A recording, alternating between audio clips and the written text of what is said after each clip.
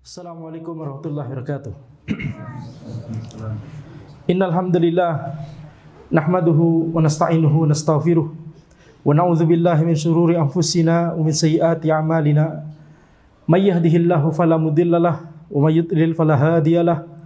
Wa asyhadu an la ilaha illallah wahdahu la syarikalah wa asyhadu anna Muhammadan abduhu wa rasuluh. Allahumma shalli wa sallim ala sayidina Muhammad wa ala alihi wa sahbihi ajma'in, amma ba'd. Pada majelis ini insyaallah kita akan membahas sebuah tema yang sangat penting yaitu tentang manfaat dan keutamaan menghafalkan Al-Quran. Ini tema adalah tema yang sangat penting karena para ulama banyak membahas tema ini, banyak menyebutkan topik ini dalam kitab-kitab mereka. Para ulama dari zaman ke zaman, ya, menyebutkan masalah ini dalam kajian-kajian dan kitab-kitab mereka. Kemudian yang kedua, munculnya sebagian orang belakangan ini yang berkata bahwa apa manfaat dari menghafalkan Al-Quran? Apa manfaat dari menghafalkan Al-Quran secara verbatim, kata per kata? Bukankah kita di zaman sekarang sudah ada teknologi? Kalau kita perlu sesuatu dari Al-Quran, bukankah tinggal mencari, searching, menggunakan keyword, selesai? Bukankah Al-Quran sudah dibukukan dalam mushaf? Bahkan sudah ada versi, ya, PDF ataupun secara elektronik, aplikasi di website dan seterusnya. Mengapa kita harus atau mengapa sangat ditekankan untuk menghafalkan Al-Quran? Ini tema yang sangat penting, ya, karena sebagian orang yang mengatakan atau mempertanyakan masalah ini, mereka mempertanyakan masalah ini bukan bertanya dalam rangka untuk menuntut ilmu syar'i, bukan bertanya dalam rangka untuk yakni mengetahui apa jawaban dari syariat, mengapa kita harus menghafalkan Al-Quran, tapi mereka mengatakannya karena jahil. Mereka mengatakannya karena mereka ingin memusuhi hal ini. Mengapa kita harus menghafalkan Al-Quran? Ya, enggak perlu itu, katanya. Kemudian pakaian kemuliaan yang disebut-sebut, nah, itu hadis palsu. Subhanallah. Mengapa kita harus menghafalkan? Mengapa orang-orang senang sekali ketika anak ketika kecil hafal Al-Quran? Kenapa sih orang-orang senang? Subhanallah. Ya. Maka ini pertanyaan yang akan kita bahas di majelis ini insyaallah ta'ala. Alasan yang pertama, ya, manfaat dan keutamaan menghafalkan Al-Quran. Yang pertama, mencontoh Nabi Muhammad SAW dan mencontoh para sahabat radhiyallahu anhum ajma'in. Nabi Muhammad SAW itu menghafalkan Al-Quran seluruhnya.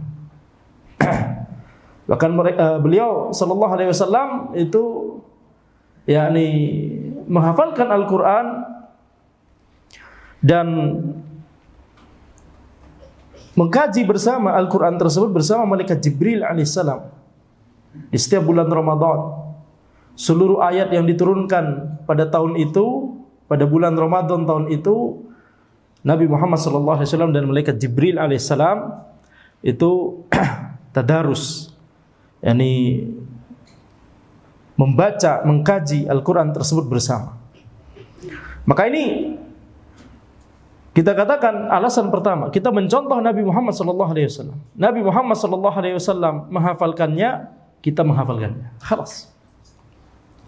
Kemudian juga para sahabat radhiyallahu anhum ajma'in menghafalkan Al-Quranul Karim.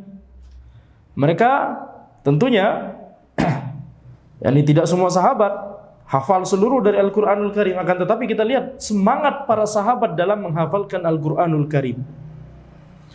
Sampai-sampai mereka untuk menunjukkan tentang periode waktu, mereka menggunakan yakni jumlah ayat. Misalkan jarak atau selisih antara waktu ini dengan waktu itu kira-kira sekian puluh ayat misalkan. Ini menunjukkan bagaimana para sahabat itu banyak membaca Al-Quran dan menghafalkan Al-Quran tersebut. Taib. Ini alasan pertama, kita akan membahas 10 alasan. Jadi menurut ana alasan pertama sudah cukup ya. Kita tidak punya banyak waktu soalnya. Jadi alasan pertama mencontoh Nabi Muhammad SAW dan mencontoh para sahabat radhiyallahu anhum ajma'in. Kalau cuma dengan alasan pertama ini mungkin sebagian orang masih bertanya-tanya. Itu kan karena di zaman dahulu belum ada teknologi. Sekarang sudah ada teknologi. Mengapa harus menghafalkan atau mengapa masih ditekankan untuk menghafalkan Al-Qur'an? Maka alasan yang kedua adalah manfaat yang kedua dari menghafalkan Al-Qur'an adalah menjadi orang-orang pilihan Allah Subhanahu wa taala. Dari Anas bin Malik radhiyallahu anhu bahwa Nabi sallallahu alaihi wasallam bersabda, "Inna lillahi ahlina minan nas." Sesungguhnya Allah Subhanahu wa taala memiliki orang-orang khusus, orang-orang pilihan di tengah-tengah manusia. Qalu ya Rasulullah man hum? Para sahabat kemudian bertanya, "Wahai Rasulullah, siapakah mereka?" Qala hum ahlul Qur'an ahlullahi wa khassatuh. Mereka adalah ahlul Qur'an, ahli Qur'an, yaitu orang-orang yang memahami Al-Qur'an, membacanya, menghafalkannya. Ini kata para ulama. Itulah ahlul Qur'an, ahlullahi wa khassatuh. Ini adalah ahlullah, orang-orang pilihan Allah Subhanahu wa taala, wa khassatuh, orang-orang khususnya Allah Subhanahu wa taala.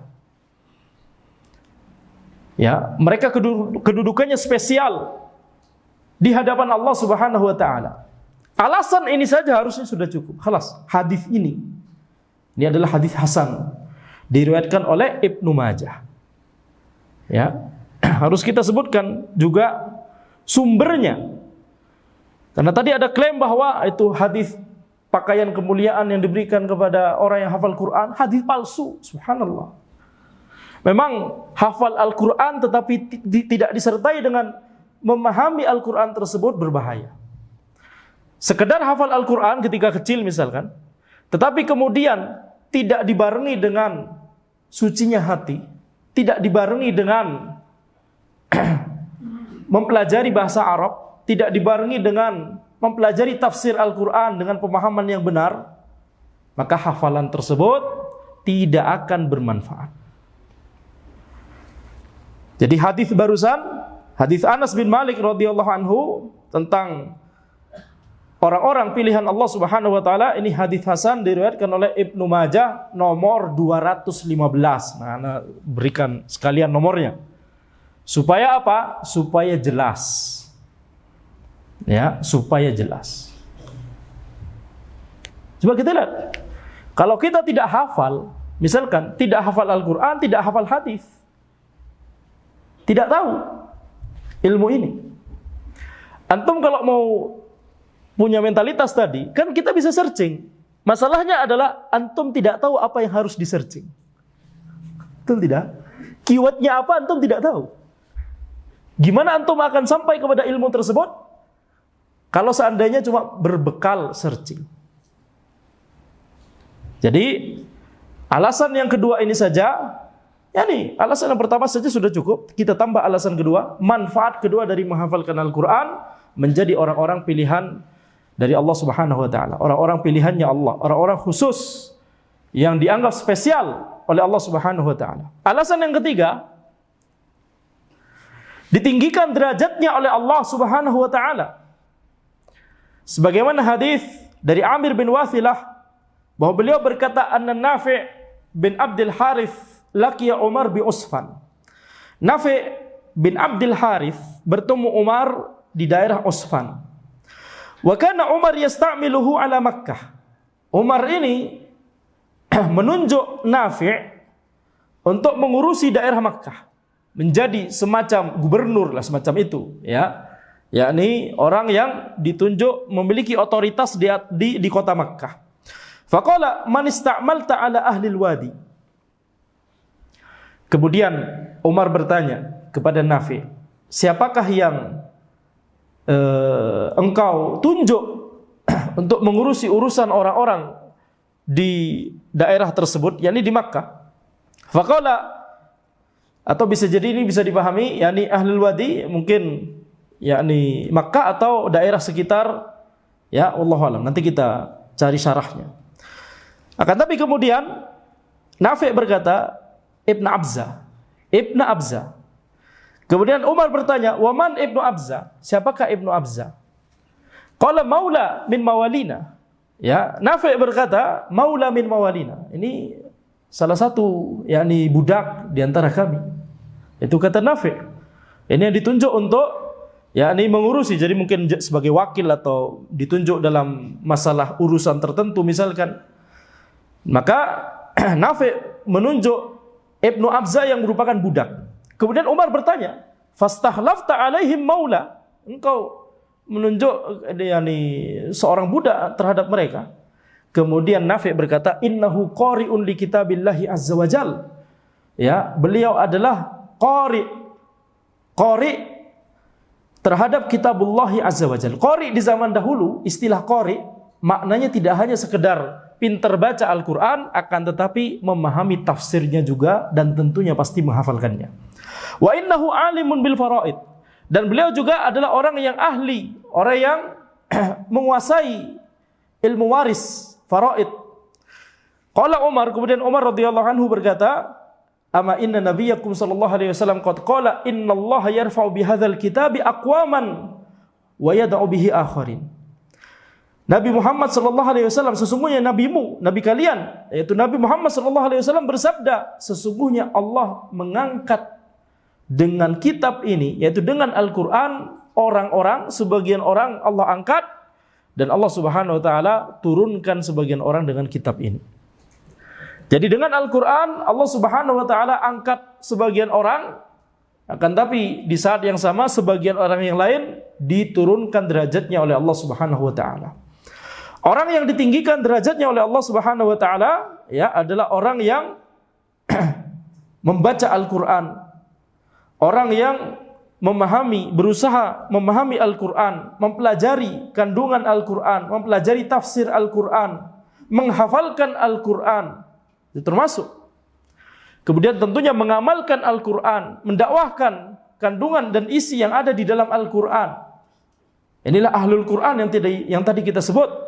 Ya, ini diangkat derajatnya oleh Allah Subhanahu wa taala. Sedangkan orang yang membakar Al-Qur'an, orang yang menolak Al-Qur'an, orang yang merendahkan dan meremehkan Al-Qur'an, kenapa harus dihafal? Nah, seperti itu misalkan, itu meremehkan dan merendahkan. Maka ini diturunkan derajatnya oleh Allah Subhanahu wa taala. Ya, karena Al-Qur'an yang dia remehkan tersebut, karena Al-Qur'an yang dia bakar tersebut, karena Al-Qur'an yang dia tolak tersebut.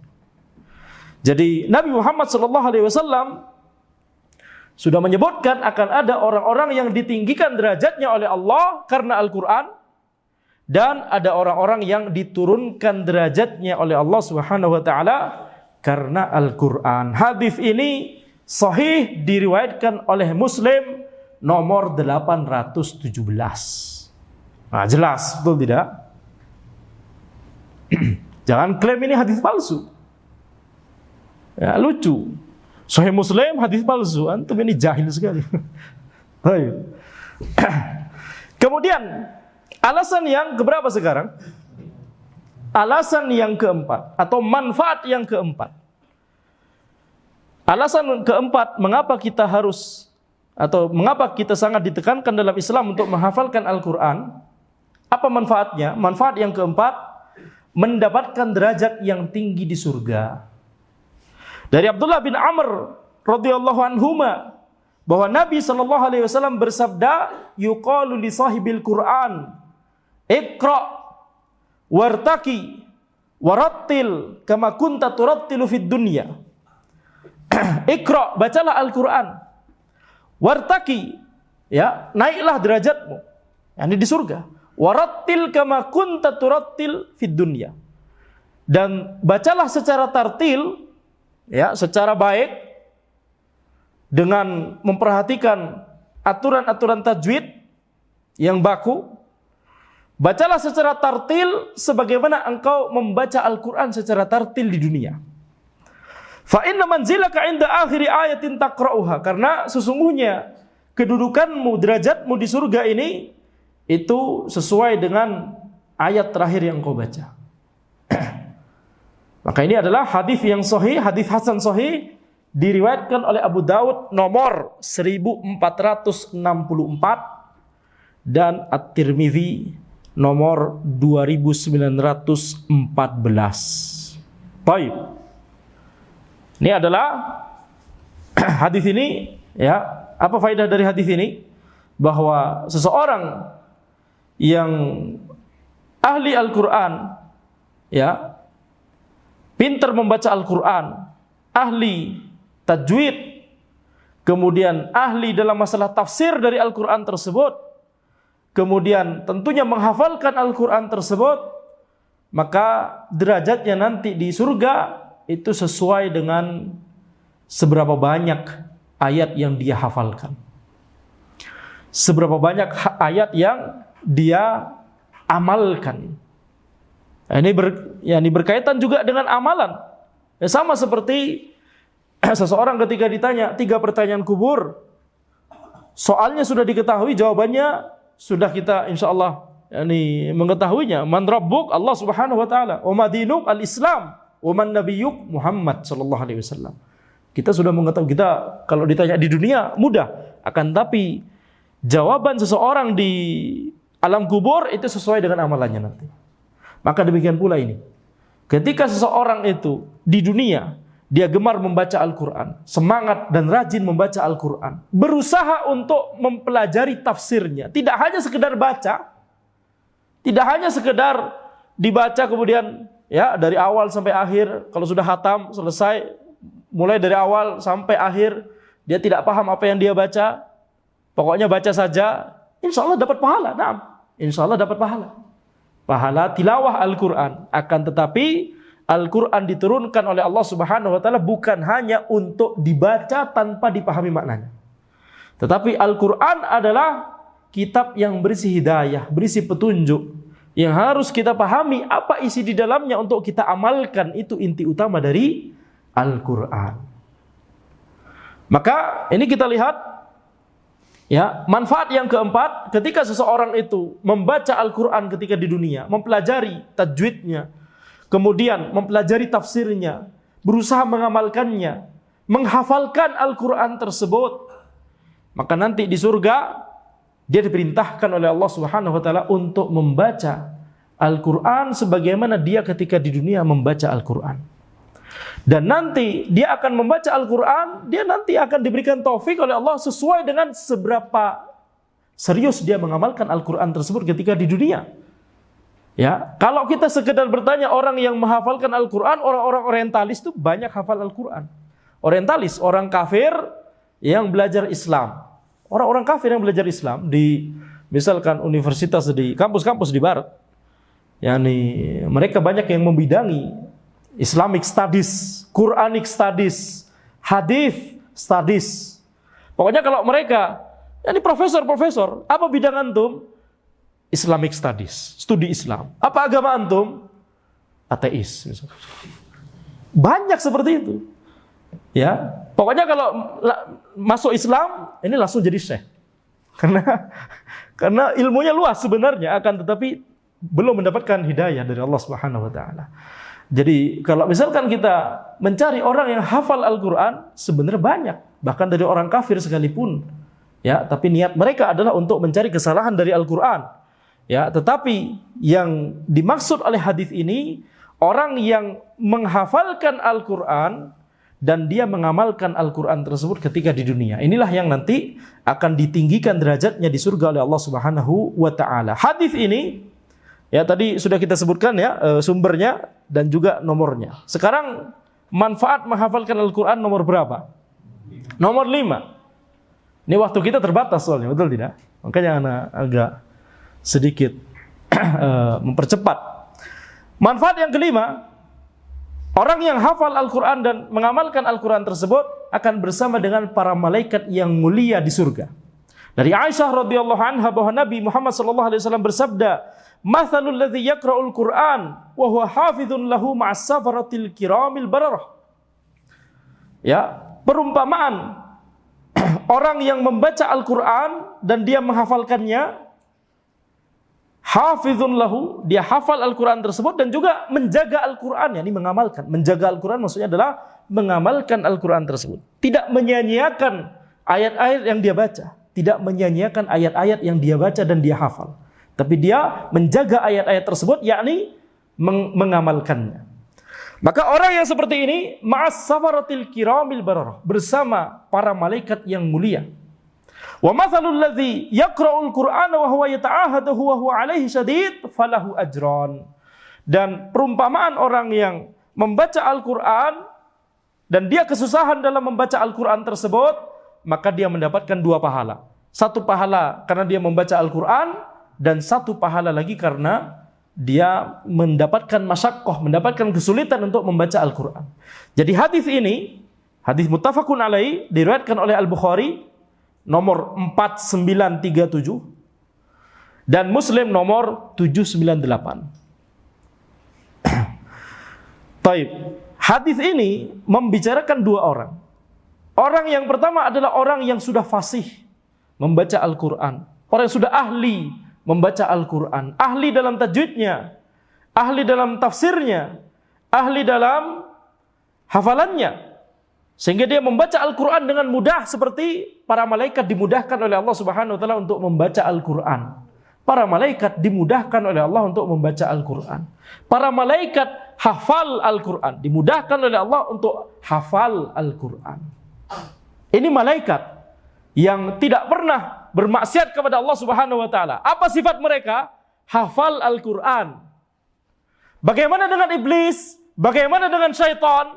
Ketika ada orang membaca Al-Qur'an di dekat iblis atau syaitan tersebut, apa yang dilakukan oleh iblis? Al-Khonnas, yakni pergi tunggang langgang, lari tunggang langgang. Kalau sudah Al-Qur'annya selesai, balik lagi dia. Ini Al-Khonnas. Yang ada di surat An-Nas. Ya, jadi ini sifat dari iblis, sifat dari syaitan. Makanya kita lihat perbedaan antara sifat dari malaikat dan sifat dari iblis dan syaitan. Antum mau seperti yang mana? Antum mau hafal Al-Quran atau ngapain ngafal? Betul tidak? Subhanallah ya. Jadi kalau seandainya pertanyaan tersebut ditanyakan oleh orang yang memang betul-betul penasaran, misalkan bertanya karena ingin mencari tahu hukumnya. Mengapa kita harus menghafalkan Al-Quran? Nah, bertanya karena ingin mencari tahu hukumnya. Karena ingin menuntut ilmu. Ketika sudah disampaikan ilmu, maka langsung semangat dia hafal Al-Quran. Ya, maka ini tidak masalah. Pertanyaan yang diucapkan karena ingin menuntut ilmu atau ingin mencari tahu. Tapi kalau pertanyaan tersebut dalam rangka untuk protes, mengapa orang-orang kaum muslimin ini semangat sekali menghafalkan Al-Quran di zaman sekarang? Come on, misalkan begitu ya. Subhanallah. Ini pertanyaan yang buruk sekali. Subhanallah. Baik. Manfaat yang keenam, memberikan mahkota dan pakaian kemuliaan kepada orang tersebut serta mendatangkan ridha Allah Subhanahu wa taala. Al-Quran itu menjadi penyebab orang tersebut mendapatkan mahkota dan pakaian kemuliaan. Dari Abu Hurairah radhiyallahu anhu bahwa Nabi sallallahu alaihi wasallam bersabda, "Yaji'ul Qur'anu yaumal qiyamah fayaqul ya Rabb hallihi fayulbas tajal karamah." Al-Qur'an datang pada hari kiamat. Kemudian Al-Qur'an tersebut berkata, Al-Qur'an datang di sini yang dimaksud adalah pahala dari Al-Quran, pahala dari orang tersebut mengamalkan Al-Quran, membaca Al-Quran, menghafalkan Al-Quran. Pokoknya yang terkait dengan Al-Quran, pahalanya atau amalannya. Ini yang dimaksud oleh hadis ini. Sebagaimana bahkan ini langsung disyarah, langsung dijelaskan oleh Imam Ahmad. Imam Ahmad rahimahullah ketika menjelaskan hadis ini, yaji'ul Quran, Al-Quran datang. Maksudnya bukan Al-Quran yang datang, akan tapi amalan orang tersebut ketika dia mengamalkan Al-Quran, ketika dia membaca Al-Quran, ketika dia menghafalkan Al-Quran selama ini ketika di dunia. Itu yang datang pada hari kiamat. Kata Imam Ahmad, Al-Quran, yakni misalkan Al-Quran itu sendiri, surat Al-Baqarah, surat Al-Fatihah, surat Al-Baqarah, surat Al-Imran, dan seterusnya sampai surat An-Nas, yakni itu tidak baru datang nanti di hari kiamat, itu sudah ada sekarang. Antum baca sekarang. Itu kata Imam Ahmad rahimahullah. Jadi yang dimaksud oleh Al-Quran datang itu maksudnya adalah amalan atau pahala dari amalan kita. Itu didatangkan nanti di hari kiamat. Kemudian berkata kepada Allah Subhanahu wa taala, "Ya Rabb, wahai Rabbku, hallihi." Wahai Rabbku, hiasilah dia. Fayulbas tajal karamah. Kemudian orang tersebut yang mengamalkan dan menghafalkan dan membaca Al-Quran ketika di dunia, orang ini kemudian diberikan mahkota kemuliaan oleh Allah Subhanahu wa taala. Tsumma yaqul ya Rabb zidhu fayulbas hullatal karamah. Kemudian amalan dari orang tersebut, ya, amalan terkait Al-Quran berkata kembali kepada Allah Subhanahu wa taala, "Wahai Rabbku, tambahkanlah fayulbas hullatal karamah." Kemudian orang tersebut akhirnya diberikan pakaian kemuliaan oleh Allah Subhanahu wa taala. Tsumma yaqul ya Rabb irda anhu. Wahai Rabbku, ridhoilah dia. Fayarda anhu, kemudian Allah ridha kepada orang tersebut. Fayuqalu lahu iqra warqa wa yuzadu bikulli ayatin hasanatan. Kemudian dikatakan kepada orang tersebut nanti di hari kiamat, bacalah Al-Quran. Warqa, kemudian naiklah derajatmu. Wa yuzadu bikulli ayatin hasanatan. Dan engkau akan mendapatkan satu tambahan, akan naik satu tambahan kebaikan, satu hasanah pada setiap atau atas setiap ayat yang kau baca. Jadi ini hadis yang sahih diriwayatkan oleh At-Tirmidzi nomor 2915. Jadi ini hadis yang sahih, bukan hadis palsu. Ini yang dimaksud tadi. Diberikan mahkota kemuliaan, diberikan pakaian kemuliaan oleh Allah Subhanahu wa taala nanti di hari kiamat, di mana hari tersebut adalah hari yang menegangkan, ya, hari yang banyak orang dihinakan, orang-orang kafir, orang-orang munafik, orang-orang yang menyimpang dihinakan pada hari tersebut. Akan tetapi orang yang membaca Al-Quran, orang yang memahami Al-Quran, berusaha mempelajari Al-Quran, mempelajari tafsirnya, kemudian duduk di majelis-majelis ilmu yang mempelajari tentang Al-Quran, dia menghafalkan Al-Quran, dia mengamalkan Al-Quran, maka orang ini diberikan mahkota kemuliaan, diberikan pakaian kemuliaan, dan diridhai Allah Subhanahu wa taala. Dan setiap ayat yang dia baca, yakni setiap ayat yang dia hafal, dan Allah beri taufik untuk dia bisa membaca ayat tersebut nanti di hari kiamat, maka dia mendapatkan satu kebaikan atas setiap ayat tersebut. Sekali lagi, ini dengan catatan dia mengamalkan. Sama seperti pertanyaan alam kubur, butuh taufik dari Allah Subhanahu wa taala. Dan taufik dari Allah, pertolongan dari Allah itu hanya bagi orang yang mengamalkan ketika di dunia.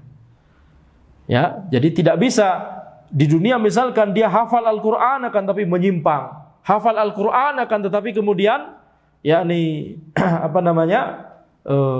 banyak melakukan pelanggaran syariat, maka ini tidak akan diberikan taufik oleh Allah Subhanahu wa taala nanti.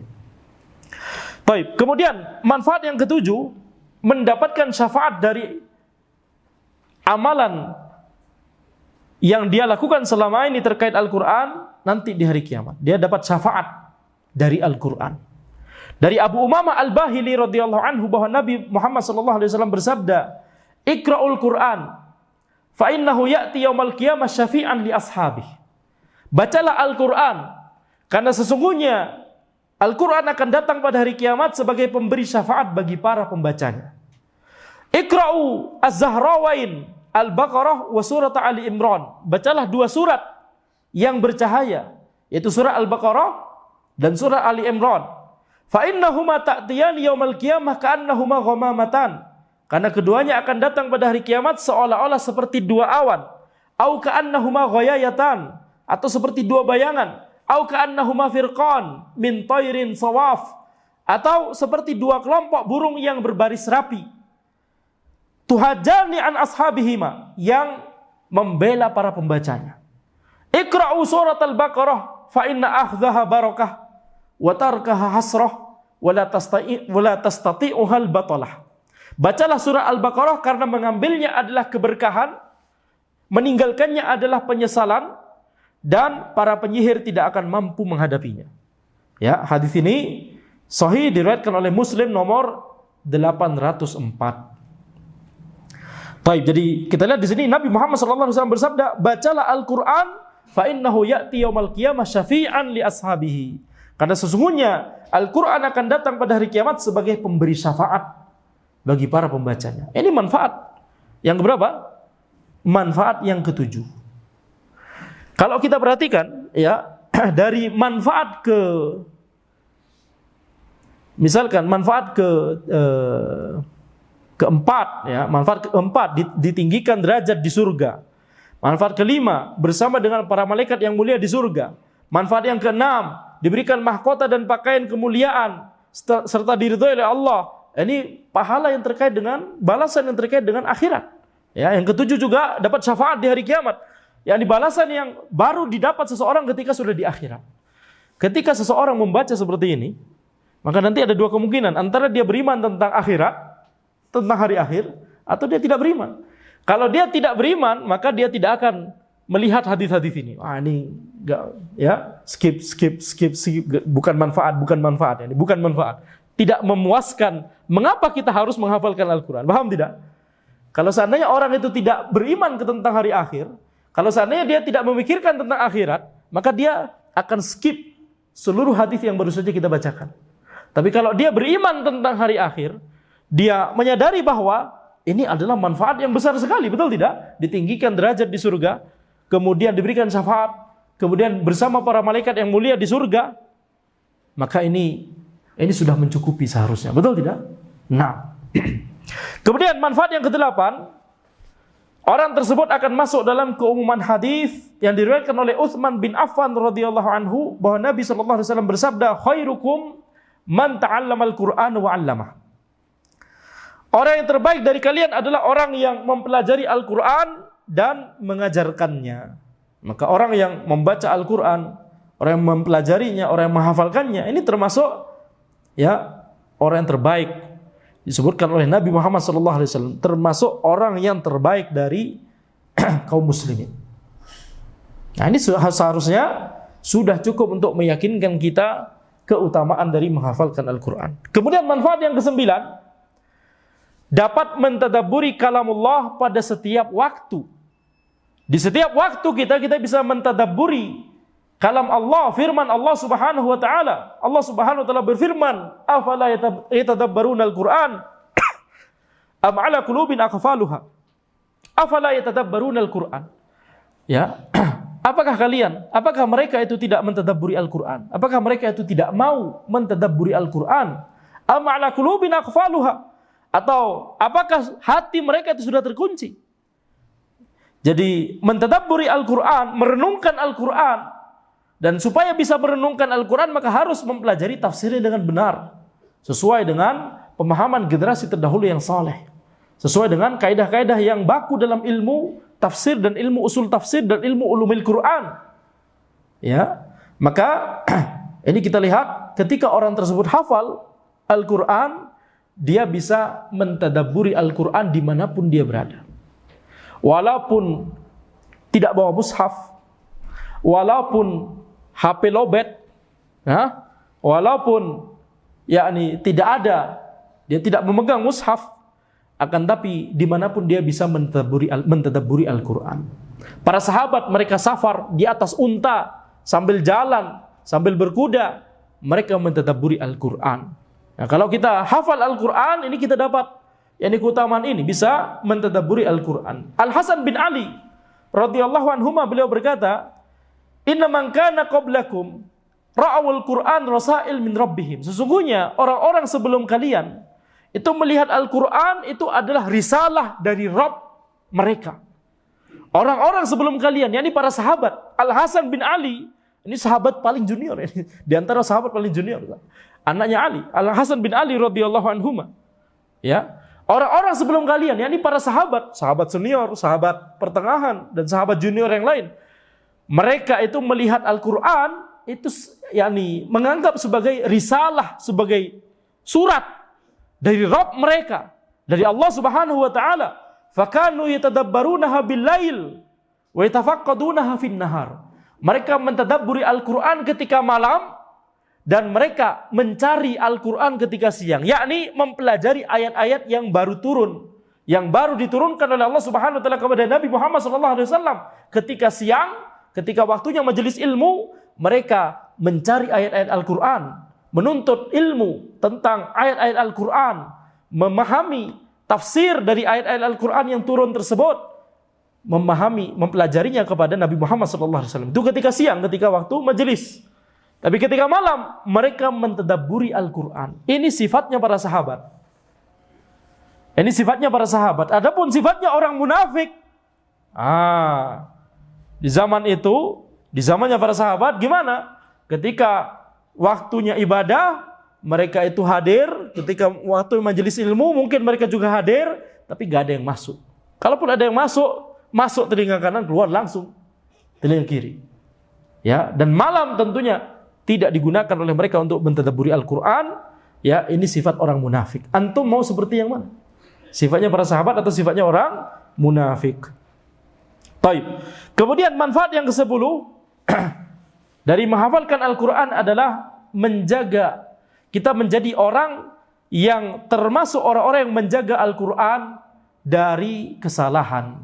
Ya, ini maksudnya dari orang-orang yang berusaha memasukkan kesalahan ke dalam Al-Qur'an, berusaha mengubah Al-Qur'an, berusaha mengedit atau berusaha menghapus sebagian ayat atau menambah sebagian kalimat dan seterusnya dan seterusnya. Inna nahnu nazzalna dzikra wa inna lahu lahafizun. Sesungguhnya kami menurunkan al-dzikra, yakni Al-Qur'an, dan sesungguhnya kami menjaga Al-Qur'an tersebut. Ini firman Allah Subhanahu wa taala. Dan itu kita lihat kalau misalkan dalam sejarah Islam, bentuk penjagaan Allah Subhanahu wa taala kepada Al-Qur'an itu adalah dengan membuat para sahabat menghafalkan Al-Qur'an, dihafalkan secara mutawatir. Yakni banyak sekali orang yang hafal Al-Qur'an. Kemudian di era tabi'in banyak sekali orang yang hafal Al-Qur'an. Di era tabi'in banyak sekali orang yang hafal Al-Qur'an. Yakni Al-Qur'an sampai ke kita, di generasi kita, itu secara mutawatir. Banyak, di setiap generasinya itu banyak sekali orang yang hafal Al-Qur'an. Sehingga apa? Sehingga kita yakin 100% di zaman sekarang, Al-Qur'an yang kita baca itu sama dengan Al-Qur'an yang diturunkan oleh Allah Subhanahu wa taala kepada Nabi Muhammad SAW 1400 tahun yang lalu lebih. Al-Qur'an yang kita baca sekarang sama, kita yakin 100% sama dengan Al-Qur'an yang juga dulu dibaca oleh para sahabat radhiyallahu anhum ajmain. Makanya di dalam Islam kita tidak butuh, misalkan antum tahu tahun 2010-an, 2017, 2016, 17 atau 2018 ditemukan manuskrip Quran tertua di kampus Ana di Inggris, di University of Birmingham. Mereka membawa banyak manuskrip dari Mesir, dibawa ke Inggris, kemudian ditaruh di maktabah, di perpustakaan, ya, di library di sana. Kemudian orang peneliti silih berganti melihat ini manuskrip apa yang dibawa oleh dari Timur Tengah. Banyak manuskrip dari Timur Tengah dibawa ke sana. Kemudian pada suatu hari ada manuskrip yang kemudian terlihat, ini cuma satu halaman, berapa halaman? Anda lupa. Waktu itu bahkan dipamerkan manuskripnya. Ini manuskrip tertua dari Al-Qur'an. Kemudian pakai carbon dating untuk diketahui ini dari tahun berapa dan seterusnya. Kemudian yakni dicocokkan dengan Al-Qur'an yang ada sekarang, cocok. Sama. Maka kita katakan dalam Islam kita nggak perlu teknologi seperti carbon dating atau dan seterusnya. Cukup periwayatan Al-Qur'an secara mutawatir. Itu sudah cukup. Bahwa Al-Qur'an diriwayatkan secara mutawatir dari generasi yakni sahabat sampai generasi sekarang, ini sudah sangat mencukupi. Betul tidak? Betul. Kalau seandainya bentuk penjagaan terbaik terhadap Al-Qur'an itu adalah dengan dijaga di kertas, dijaga di elektronik ini, dijaga di PDF dan seterusnya, Kalau itu penjagaan terbaik terhadap Al-Quran, Allah Subhanahu wa Ta'ala akan munculkan teknologi itu di zaman Nabi Muhammad SAW. Tapi kita lihat itu tidak ada di zaman Nabi Muhammad SAW. Akan tapi Allah Subhanahu wa Ta'ala memberikan taufik kepada setiap generasi kaum muslimin untuk bisa menghafalkan Al-Quran, sehingga Al-Quran itu bisa dihafalkan bahkan oleh orang anak kecil sekalipun yang bahkan tidak paham artinya. Ayat-ayat yang dia hafalkan, dia belum paham artinya, tapi dia sudah bisa menghafalkan Al-Quran dari awal sampai akhir. Tidak hanya satu anak kecil, tidak hanya dua anak kecil. Kalau satu anak kecil, dua anak kecil, kita katakan, oh ini anomali, ini pintar aja. Tapi kita lihat, yang bisa menghafalkan Al-Quran banyak sekali. Betul tidak? Mulai dari yang kecil, remaja, dewasa, bahkan yang sudah sepuh, bisa menghafalkan Al-Quranul Karim. Ini menunjukkan apa? Menunjukkan yakni inilah bentuk penjagaan Allah Subhanahu wa Ta'ala yang terbaik, yaitu dengan menghafalkan Al-Qur'anul Karim. Ya, kalau seandainya penjagaan dari Al-Qur'anul Karim yang terbaik itu adalah dengan teknologi seperti sekarang dan seterusnya, maka Allah Subhanahu wa Ta'ala akan munculkan itu teknologi tersebut sejak zaman Nabi Muhammad SAW. Tapi itu tidak dibutuhkan. Justru penjagaan terbaik adalah melalui metode periwayatan secara mutawatir.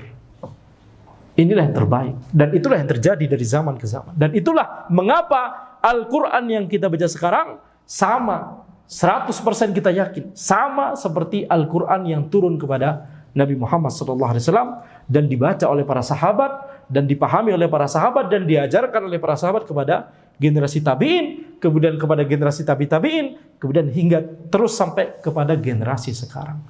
Demikian yang bisa kami sampaikan dalam majelis ini. Inilah 10 di antara 10, banyak sekali sebenarnya. Akan tapi yang antum lihat waktu tidak cukup.